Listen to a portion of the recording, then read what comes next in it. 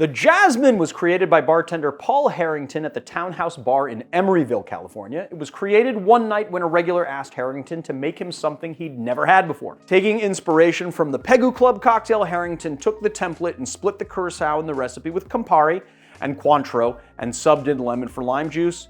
He named the cocktail after his regular, discovering years later that he'd misspelled his friend's last name, which does not have an E at the end. So in our tin, we're gonna do 3/4 of an ounce of lemon juice, 1/4 ounce Campari, 1/4 ounce Cointreau, 1.5 ounces of gin.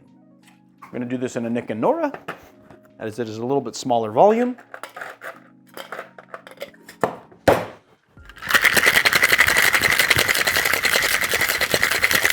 And give it a strain.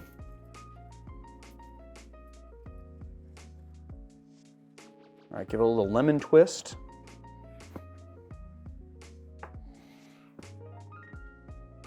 Make this one a little more interesting, huh? I don't know if this peel is gonna stay that way because it's very floppity. All right, here we go. Cheers.